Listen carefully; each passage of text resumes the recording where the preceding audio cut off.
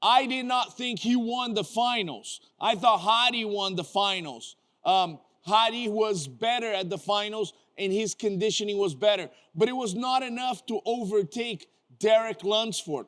Even some poses at the finals, side triceps and side chest, Derek looked bigger than Hadi. When he comes in tight, the waist gets smaller, and that changes the whole dynamic of his body.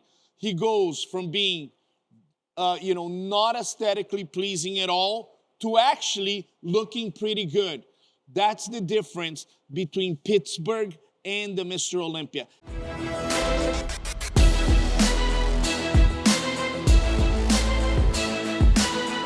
Athletes and fans around the world, welcome to another episode of Primetime Muscle. I'm Tim Wilkins, joined by the real deal Chris Cormier. In the house, baby. And the mega judge, just fresh off his judging of the Olympia, Tarek El-Guindy. Great show, Tim Wilkins. So many surprises. I'm excited. We're going to break it down right now. And I'm going to tell you guys what transpired in the judge's mind and behind the curtains. This is Primetime Muscle, brought to you by Global Formulas. It's 7 o'clock in the morning on Sunday. This is the plane in the background. We don't care. That was my plane home. Guys, this was an incredible weekend.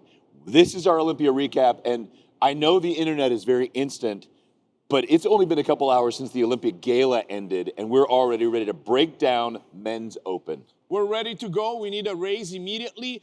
Derek Lunsford is the 2025 Mr. Olympia. Is that my camera? Put the camera on me. Right here. Focus. Ready? Derek Lunsford is the 2025 Mr. Olympia. Why did he win the title? We're going to explain to you. You're the judge. You explain to us. I'm going to tell you. At pre-judging, I think he was very dominant. His conditioning was great. He had the mass. He was the bodybuilder with the least amount of flaws.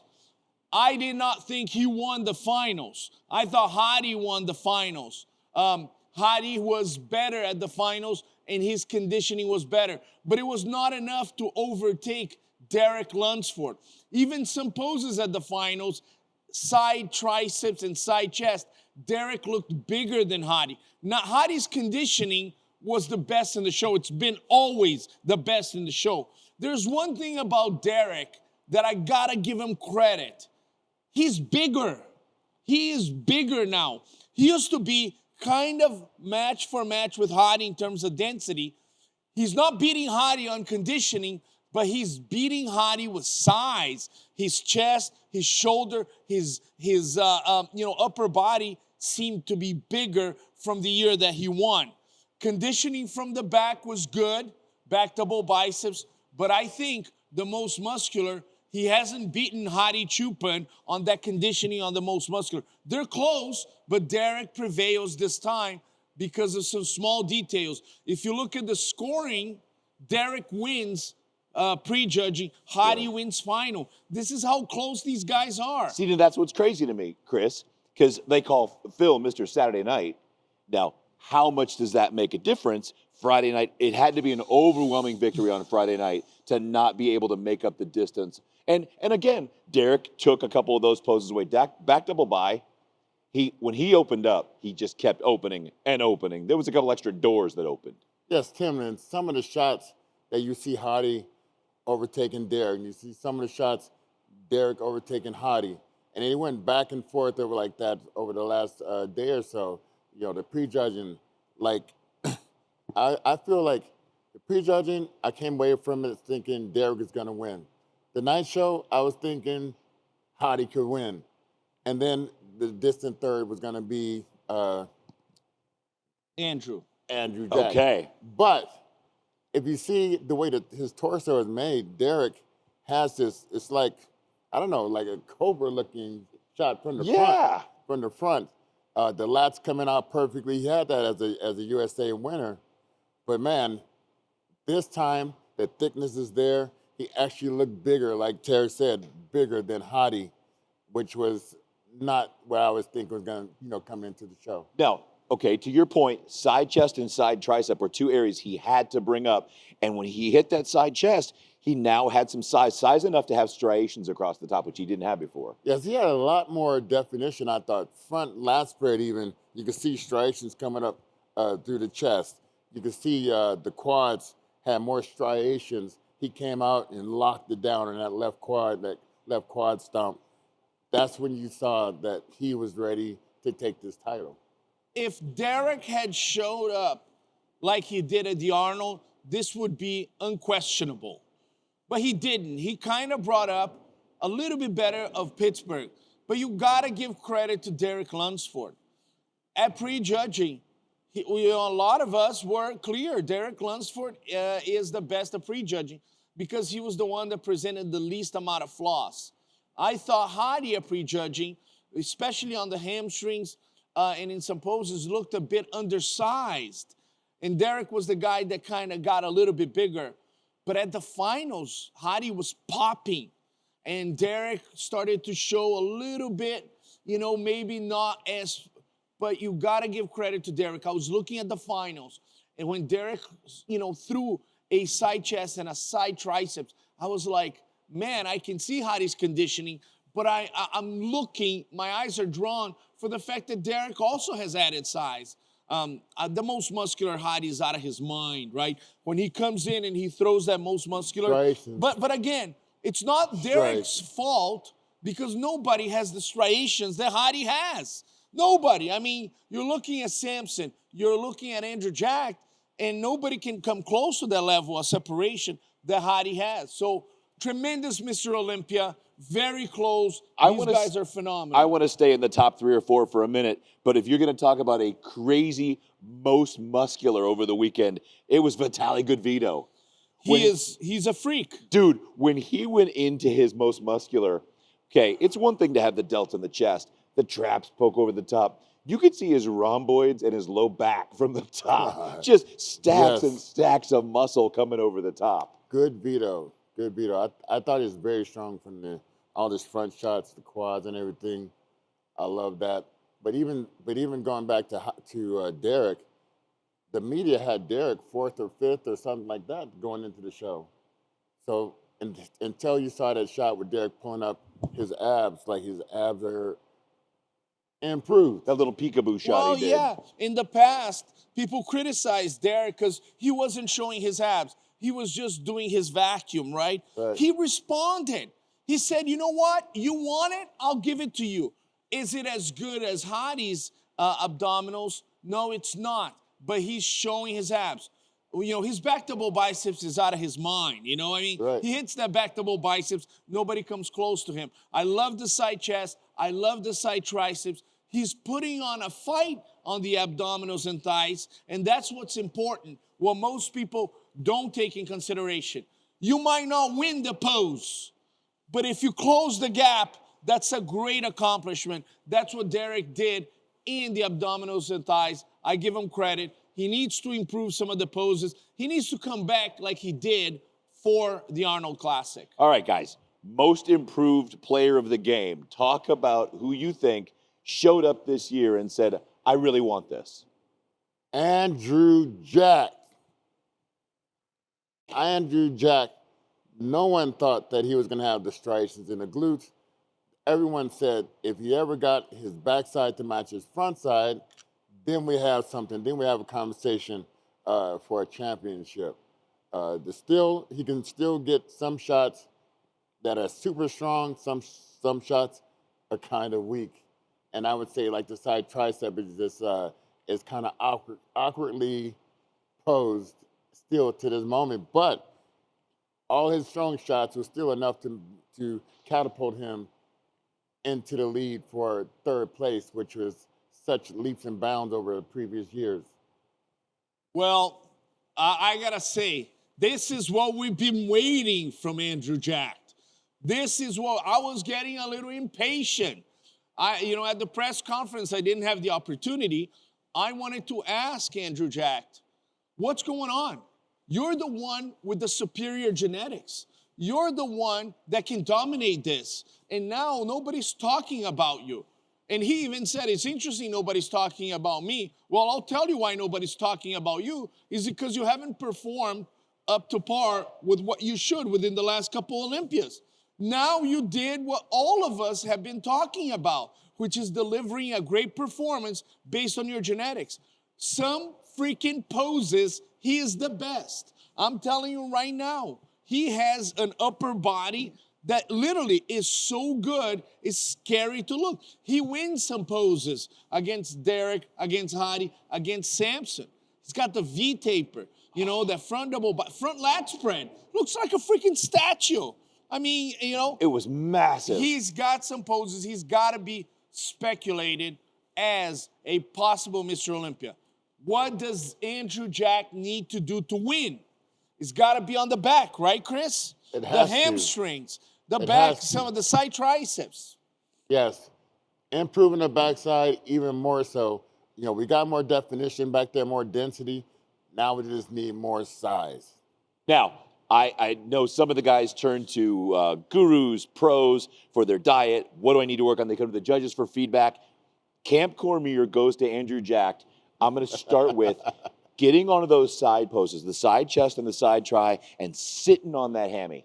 He's got some ham. He needs a little bit more hamstring, but he's got to learn to sit on that hamstring and activate that quad and that hamstring and that glute. No, one thing I like about Andrew is he goes to work. He's sitting, he's quiet on social media. He puts on that hoodie, gets into the gym, and you just see work after work. You don't see him prevail or you know, show his physique throughout like some of these other guys. And I think that can be a fault to some people, showing how good they look leading up to a competition and then undersell their physique when they get on stage. He went dark a little while out, probably 6-8 weeks out. We didn't see anything from him. Nothing. Did you see the eyes? Oh. He had those crazy eyes. With a lot of whites and just, I mean, yeah. he looked crazy. And I mean, now he has beaten Samson Dauda, a guy that has won the Olympia, has won the Arnold. When we look at Samson Dauda, everybody had been talking about conditioning. If he comes in condition, he's going to win the Olympia. I think Samson's focus, we saw him in Romania, was conditioning. But boy, I can tell you, as soon as Samson stepped on stage, the word was, he's a bit undersized. But do you think that he peaked too soon? I don't know, Chris. I don't know about what transpires in the preparation. You can peak too soon, and you can almost shoot your load, if you will. If you will. Oh my goodness, If you will. I know we're in Vegas, but do you have to go there? I just have to. Maybe it's a construction term, I'm Well, guessing, I mean, right? If you shoot too soon, Yeah. I mean, that's a 3-point shot. You don't need the 3-point shot. You just got to do a Euro step and then make your shot. But if you Layup. layup. So if you do that too soon, then coach is going to take you out. Yeah. So between Friday and Saturday, he filled in a lot. Saturday night, his But legs too started to much. come back. His legs started to come. Oh, so then he overfilled. Overfill, because then the stomach is you're Yeah. not able to digest all that food in that length of time. So it's a shotgun approach, but sometimes it can work for you, sometimes it can work against you. So Wednesday night at check-ins, one of the up-and-comers pulls up the long shorts he's wearing and shows the most feathered, striated quads probably of the Olympia this year, Martin Fitzwater. He looked great, maybe just as good, if not better, than last year. Last year, he was the talk of the town. This year, Andrew Jack is the talk of the town. Martin is great.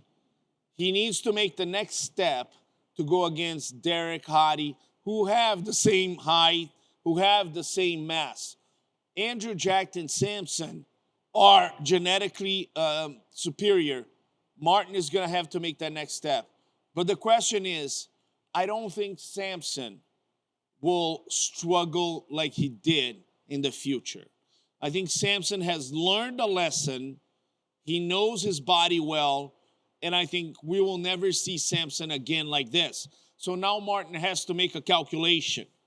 I got these two statues, Andrew Jack and Samson. Then I got the guys who are more experienced than me, Hadi, and Derek. He is in that top 5 fighting to attack those guys. But I do see a little bit of a distance between him and those 4 guys if those 4 guys continue to improve. Well, now, go ahead, Chris. I was going to say, sometimes Martin hits some poses and he starts to disappear a little bit from some of his shots. Sometimes he'll come out, the back double is kind of underwhelming. Sometimes the back double for him is lights out. So sometimes, you know, his front lat spread is in front of a bicep. He's a little, like, I feel like he don't really have the confidence that he can win that shot over some of these guys. But sometimes he looks like he's ready to kill, and he's a killer. He's a big kid. Now, it's interesting how guys looked by themselves. Of course, there's the 3 different looks. By yourself with the perfect lighting, and then you line up with the other guys. You go, oh, well, he looks nice. And then you get against monsters like, I was shocked. Andrew Jack and Samson standing next to each other, the size difference in appearance between the 2 guys was pretty incredible. Nick and Martin standing next to each other. Nick is so big, but Martin was so aesthetic for his size compared to Nick. So there's the difference between size and aesthetics and how it came across standing next to that other top guy. Yeah, Nick Walker. Nick. He looked incredible in Pittsburgh. That was his best look ever. When Nick is very conditioned, it's not a matter of having great separation. The waist comes in, and it changes the aesthetics of the physique. So we're not talking about, okay, he's conditioned, we got to see more separation, striated glutes. No, that's not enough. When he comes in tight, the waist gets smaller, and that changes the whole dynamic of his body. He goes from being, not aesthetically pleasing at all to actually looking pretty good.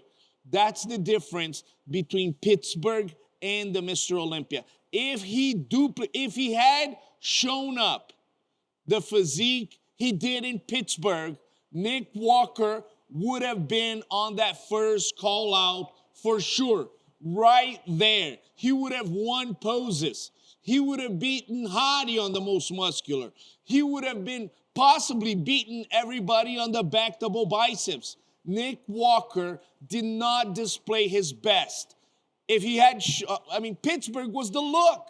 We're waiting for what we saw in Pittsburgh. Yeah, the thing is, what is hard, Terry, is to duplicate that look. That is so hard to come from some of the earlier shows, March, April, May, and then bring it again at the Olympia. That was easy for me to peak early on in the year. It was hard for me to do it again at the Olympia. If you took all that time off like Hadi did, it's a lot easier to bring that type of look. But he obviously peaked out at the Pittsburgh. That was the look, and that's what I was expecting. The prejudging, it was not what I was expecting out of Nick.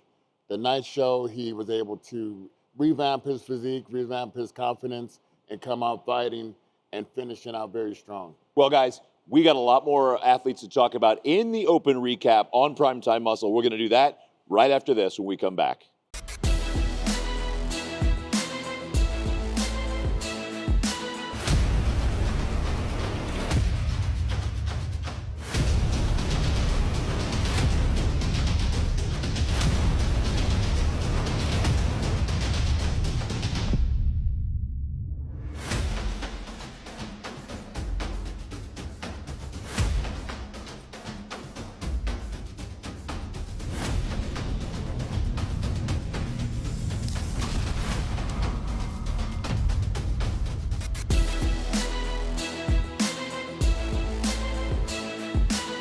All right, guys, we talked about the top 5.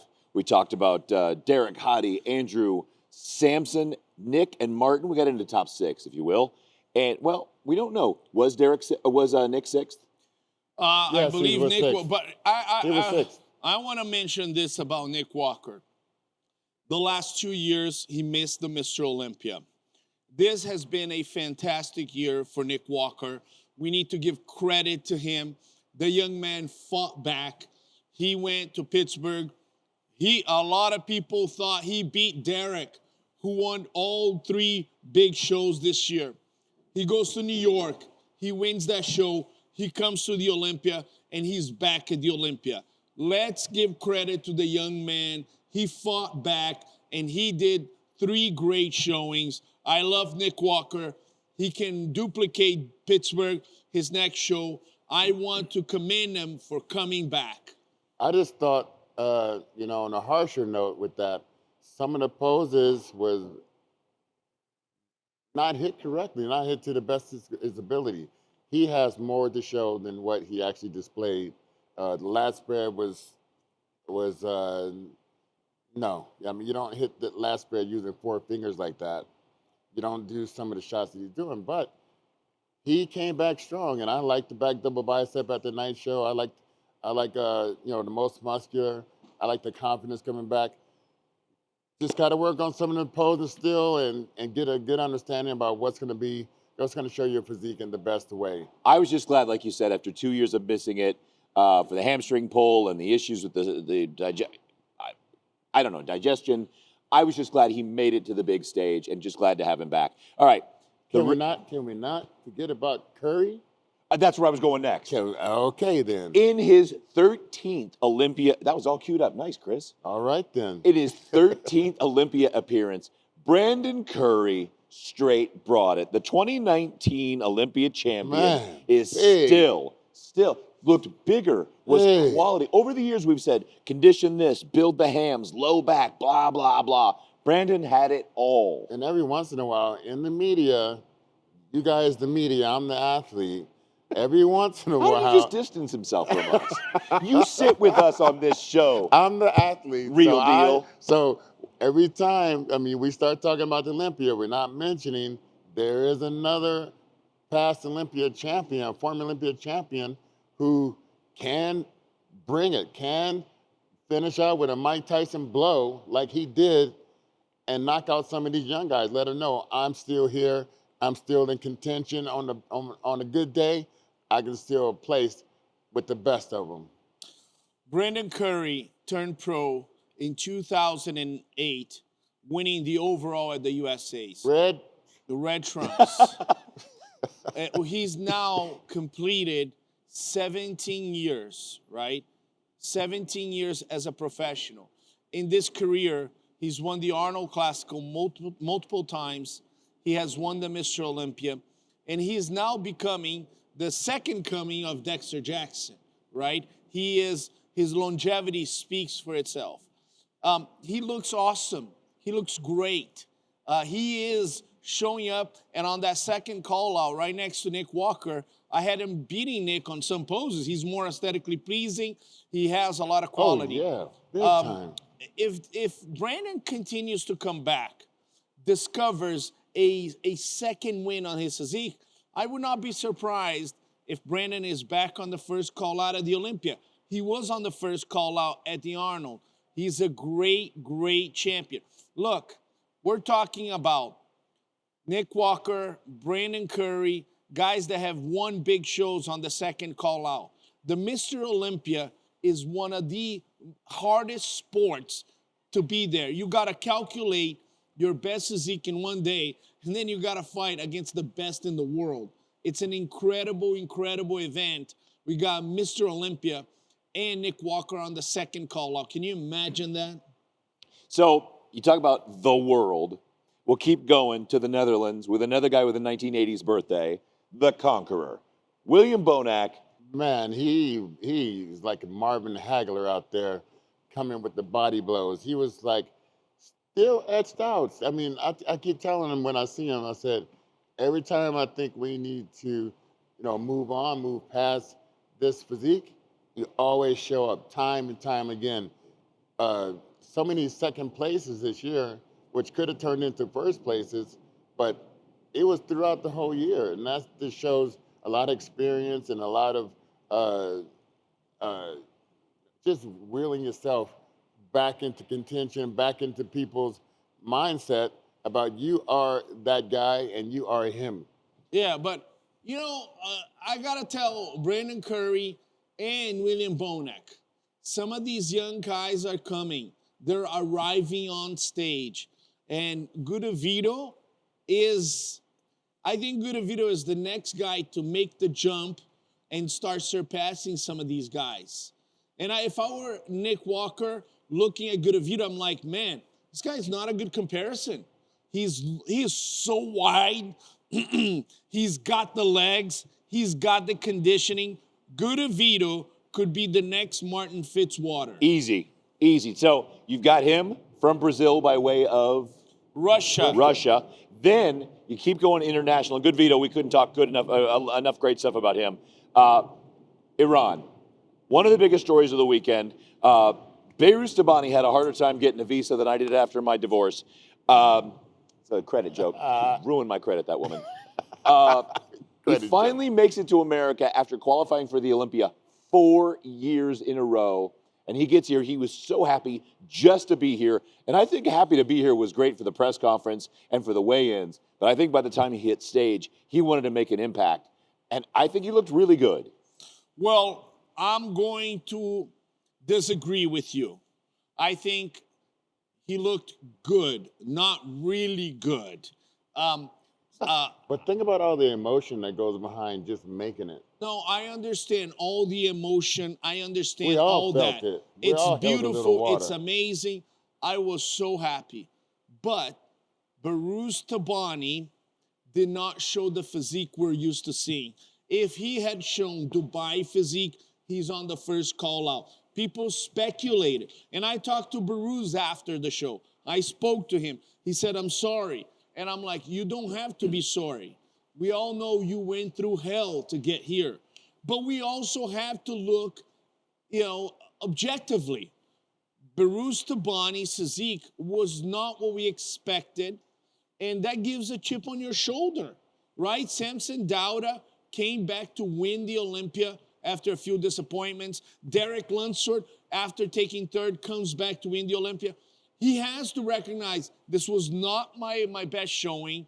I'm pissed off. I'm going to come back next Olympia and remind everybody who I am. Well, I heard he went through a lot. Talking to Milos, he said he had not one, not two, but three toothaches. Couldn't sleep all night. I actually seen him at Colt Fitness when I was into town early on. Think about all the emotions about training for a competition for the last 3 or 4 years or so, and couldn't actually get into the country that you're going to compete in. And that has to weigh on your psyche and your tenacity in the gym when you're like, okay, I'm training for this show, but I haven't been able to compete in it. So am I going to do that extra rep? Am I going to do that extra cardio? Am I going to push myself through these torturous workouts? Probably not. You're probably going to come into it thinking. Yeah. And then you get here, all the emotions from that. You've been crying, and now you got your toothaches. Now you can't sleep all night. You never. I was happy to see him have his first burger in America videotaped, and I felt some kind of way about that. I would have defected after that. Had that first greasy burger. I'm out. Hey, I got to say though, I'm not going to defer back to my really, really good. But he held a little water in the beginning, but he looked better at the night show. I got to say, he did look good. Everybody improved at the night show. But I got to ask you this, because it is a thing. Who was he up against in Dubai? He was up against William Bonac. He was up against Tonio Burton. He was up against Nathan Diasha. He was up against Nick Zilla. Talking about some of these guys, somebody that impressed the hell out of me was Tonio Burton. Tonio Burton. Wow. Tonio. Wow. And he has the lines. He has the conditioning. If he adds 15 pounds of muscle, he's right there between Derek and Hadi. He has the conditioning to go against Hadi any day. He possibly has better lines. He just needs a little bit more mass. Tonio Burton is the real deal. Anybody speculating he's not a phenomenal bodybuilder is blind. I love Tonio. I love what he did. He can come up and challenge those guys. He is the one to watch for next year. Now, you all three of us were at Legions. He put on a lot of quality and really developed well between May and the big show in October. Yeah, and I remember a few years, it was his first Olympia, and I looked to the side, he was discouraged, and he was the smallest guy on the lineup, right? He was, small. All these guys were huge, and he just looked like the small guy on the lineup. Right now, at this Mr. Olympia, he looks like the guy with some of the best lines, with some of the best conditioning, and he looks very dangerous. I love the young man. I think he's going to come back better and better.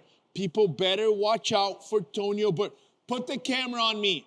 Is the camera on me right now? It is. Focus. Right now, watch out for Tonio Burton in the 2026 Mr. Olympia. He's my dark horse based on what I saw. He can be very dangerous. I don't want to run out of time, fellas, as we try to get to these last few guys. Neckzilla.